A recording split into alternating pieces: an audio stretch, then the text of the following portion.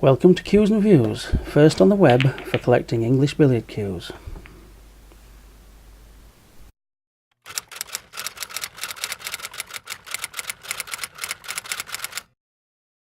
I keep up to date with all the goings on in auctions and sales transactions that go on throughout the world, to be honest, and so I have a very good idea what cues are currently going for. For example, the Peel cues. Standard Peel cues, 3304 break, WJ Peel, record break made in 1890. These cues are not bringing the prices that they did 5 years ago at the time of making this video. So really, if I had one of those and I was considering selling it, I wouldn't sell it, not now, because the price is particularly low. I don't know whether that's because they've been flooding the market recently, because there's quite a lot. I do believe in actual fact it's because there were so many made that many people have got them. Many collectors have got very good examples of them, and therefore they are seen as not as desirable as they once were. Some years ago you could get £125 for one without raising an eyebrow. It was easy to get that kind of money for one. Now you'll see them change hands for £85 less. So it's interesting that cues sometimes have a high value and sometimes have a low value. This is notwithstanding condition, notwithstanding tip size, notwithstanding length.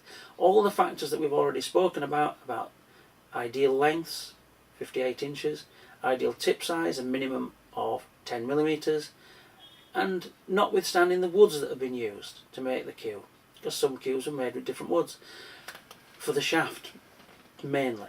Now, does the wood that is used for the shaft affect value? This is a more complicated issue and needs a little bit more conversation.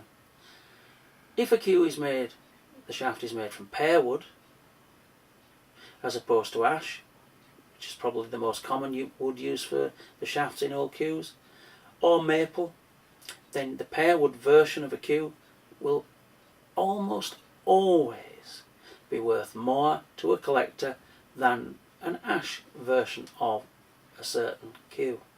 Having said that, someone once asked me, does the ye old ash cue come in any other wood other than ash? I managed to control myself without smiling, and I said no. The reason it's called a ye old ash cue is because it was used, the first ones were made with 50-year-old ash from the shipyards in the shaft, and this is why they have such a legendary status and fetch such massively outstanding prices at the moment. Because people know, collectors know, that these are very desirable cues right now. This ye old ash cue is one of the top cues in the range of cues produced by Burroughs and Watts of London. Now, your cue. Have a good look at the cue that you have, or cues that you are thinking of buying.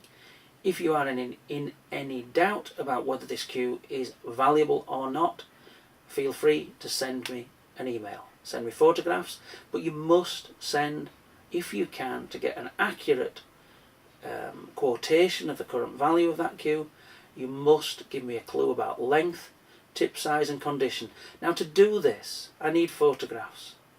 I need very good and clear photographs.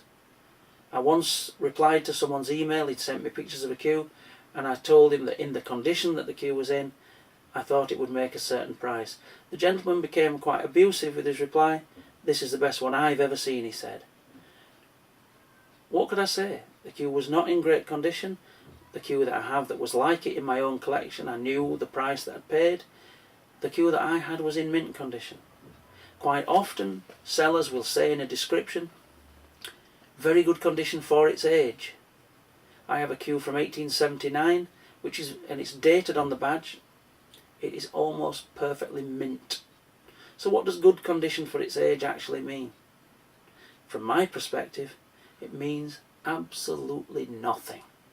Because, as I've said before, for example, I have a Sidney Smith Burroughs and Watts cue. It is as mint as the day it was made. Perhaps, as I said earlier, it was a second cue owned by a player for many years, never actually used.